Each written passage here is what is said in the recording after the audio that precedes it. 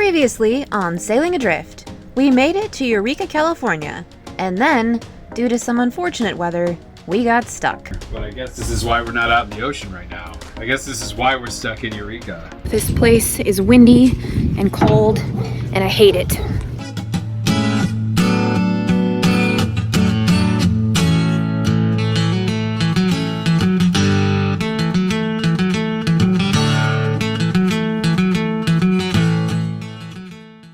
We had secured a slip in the public marina for a month, not knowing when the winds of Eureka would release us.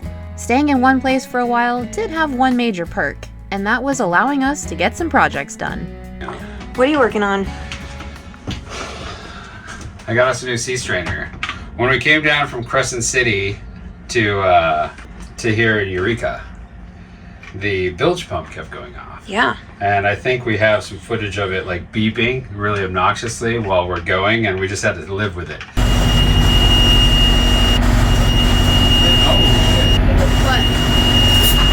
What? Because the water would never make it up to our backup big bilge pump, but it kept triggering the high water alarm. And the culprit was the sea strainer that we're using in there. When the ocean kind of turned up the crap in the bilge from building the boat, like all the dust and sawdust and shit like that, it triggered or like mixed it all in there. So when the bilge was running, it clogged the screen really fast. The one that we have down there now is about, I would say, a quarter of the surface area of this one. So hopefully that won't happen again. Also, we're gonna flood the bilge and really try to get it all cleaned out down there. Give it a good flush. Yeah, a little flush, and then we'll put this new one in, fresh and clean, and hopefully that will not happen again. Glad we're taking care of that because that was a hairy situation to be in. Yeah, today's engine day. Our starter's been a little iffy lately, so I'm gonna take that off and maybe take it in to have it rebuilt. We do have a backup starter, but I'd like to keep that as a backup starter so we don't have just a primary starter. What else am I doing in the engine room? I'm doing that. I'm replacing the sea strainer. We don't really have a weather window or an outlook on when we'll get to leave Eureka yet, but I want to be ready for when it comes. Last night was crazy, and we're getting a little wind today too. I'm about over it. Me too. Got the old one out. Here is the new, obviously much bigger. And if you look closely, the mesh on this is a lot finer than this. Shouldn't be a problem, this one, for the pump to handle. But let's go ahead and compare the two. So here is the new big guy, and here is the old one sitting inside of it.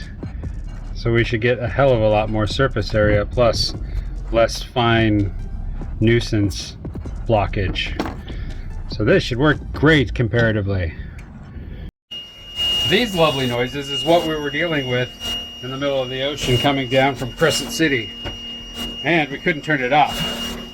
But we got a 3/4 inch garden hose dumping into the bilge. The small nuisance bilge pump with the floats and everything is on right now and it can't keep up with it. The second I turn on the large bilge pump,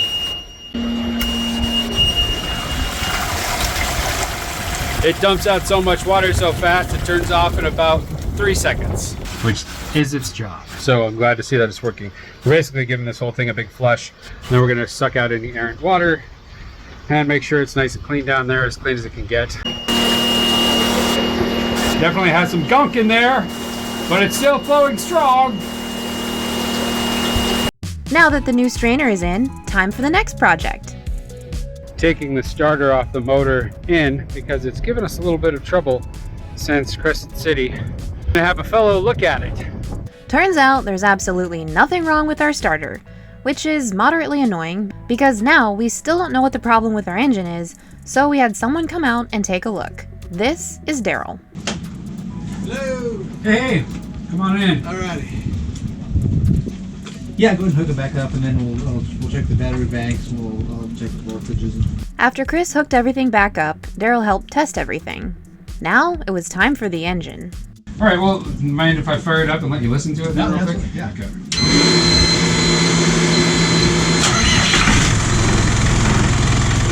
Sneaky engine. Sure, it fired up that time, no problem. Okay. Cool. Let's head that way. Seems like everything's in working order. Maybe that was just a weird glitch back in Crescent City. The following morning, we awoke to a beautiful forecast, optimal sailing conditions, and our hearts full of hope. Today's the day we're getting out of here. We plan to leave Eureka today. Yeah. What we're really worried about is not hitting our weather window, but if we don't maintain a speed of 6.5 knots, which is not, I mean, we did it coming down, but it's not like slow.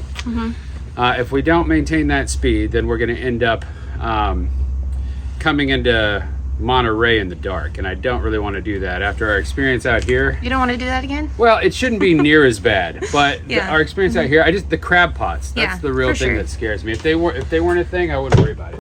But first, before we leave Eureka for good, we need to make a brief pit stop at the fuel dock and fill up. All clear! Okay, keep your eye out. There should be a fuel dock up here on the right. We're turning around because we went right past it. Found it with the help of the Coast Guard.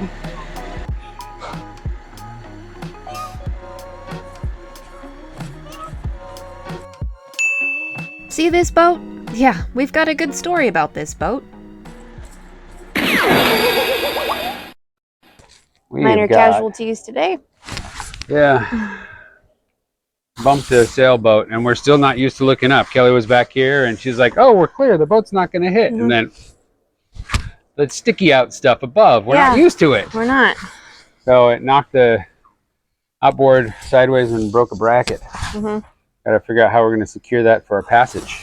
The fishing boat captain basically laughed us off. He didn't care at all. So anyway, we topped off, and then Chris went up to pay. $357. Now that we're broke and somewhat busted, let's continue this journey.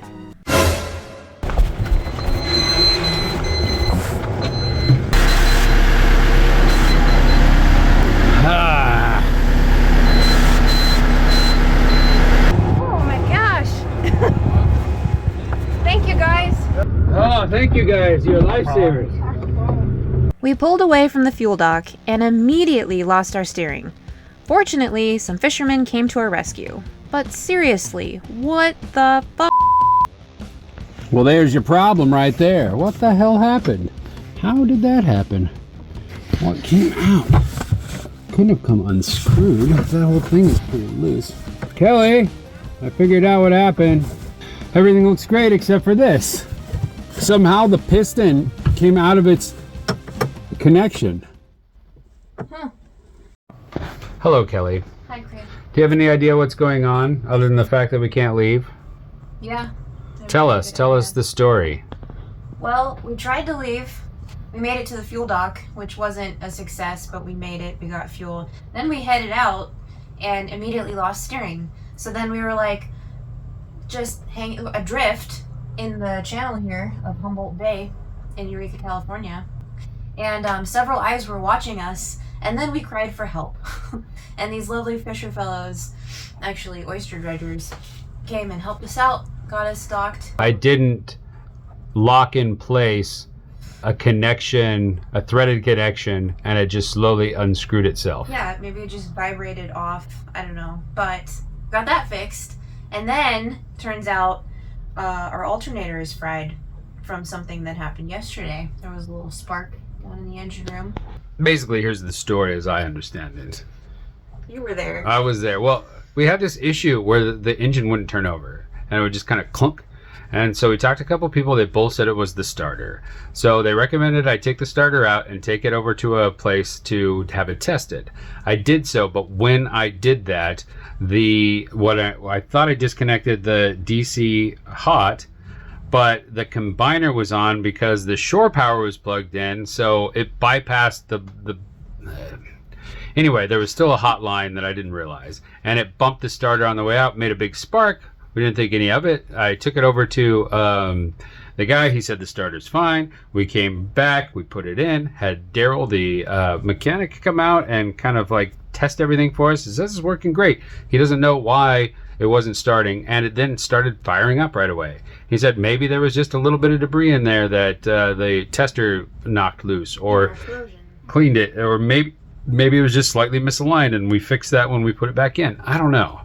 but it was unnecessary, basically. Like, completely unrelated, the steering uncoupled. Otherwise, that's probably a lucky thing to float adrift in the middle of the bay, because we wouldn't have noticed what was going on. All of a sudden, we lost the charging element of the alternator wasn't working. We looked at the external regulator. It was saying that there was an error in the alternator. So we figured out the alternator seems to be not working.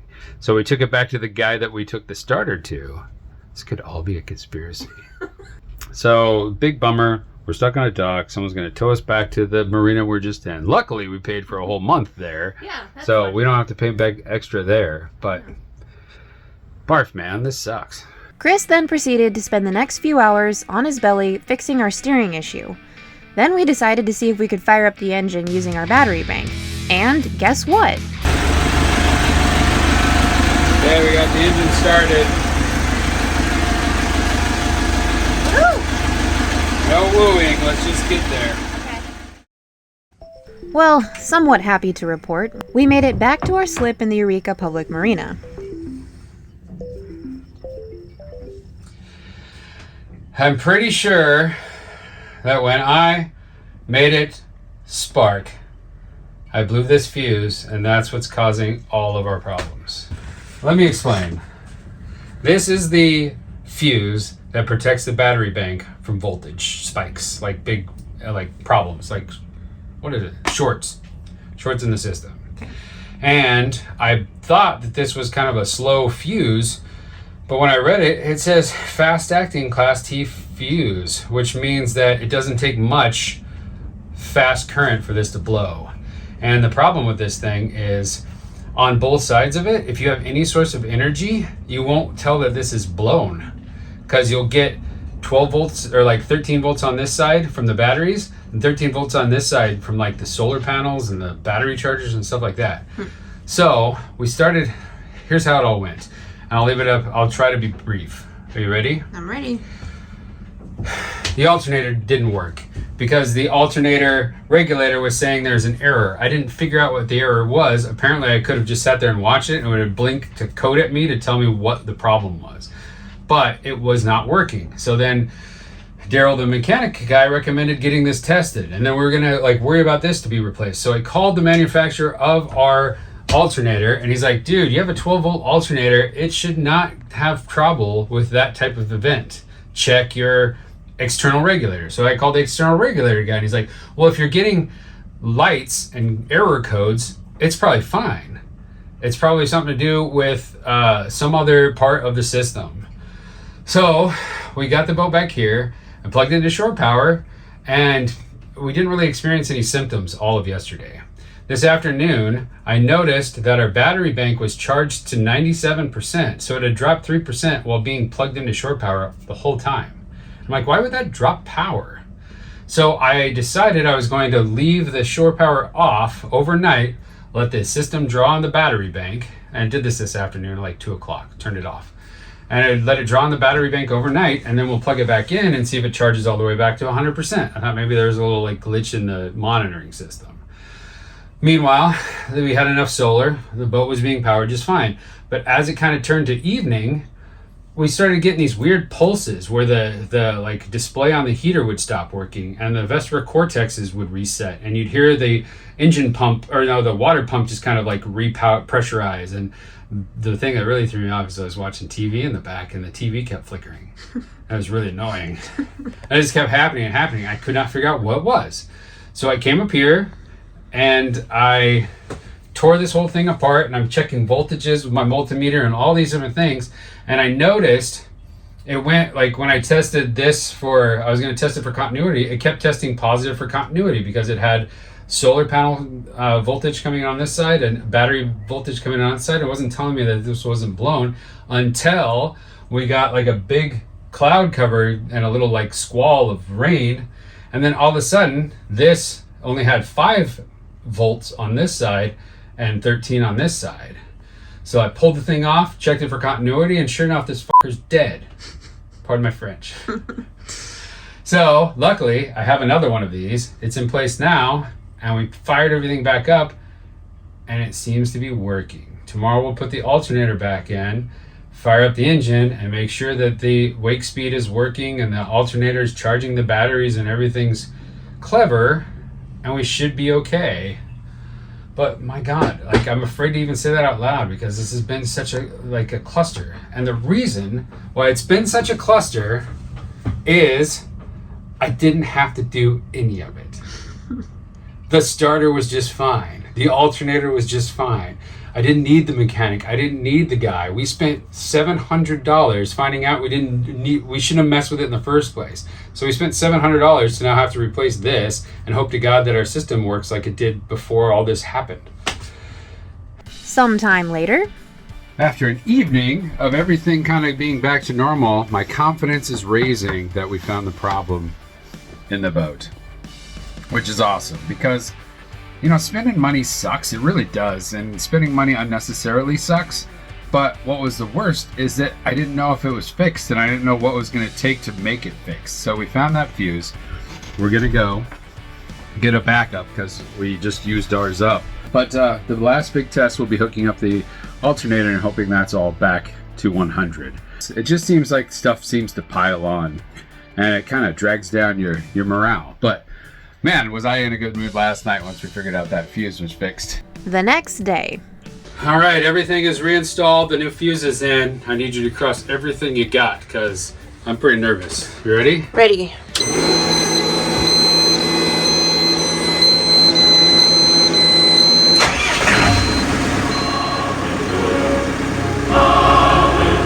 Well, so far so good. The low voltage thing isn't going off, but that could just be because it's charged already. The alternator is spinning. It's good? But we don't have juice in it yet. We gotta wait until that. Oh yeah, there's a hole there. Go hard. Up, up, oh!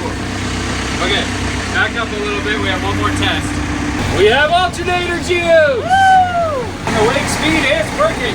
Yeah! This is good news. Oh, God. All right. We're as ready as I can make us. We steer now. Yeah. We charge. The engine starts. Let's hope it stays that way. Please stay that way. God, there's so much stress involved in all of this stuff. The unknown's the worst. Get this floor put back together so I don't fall through it Yeah, again. that's a good idea. Tune in next week to see our departure.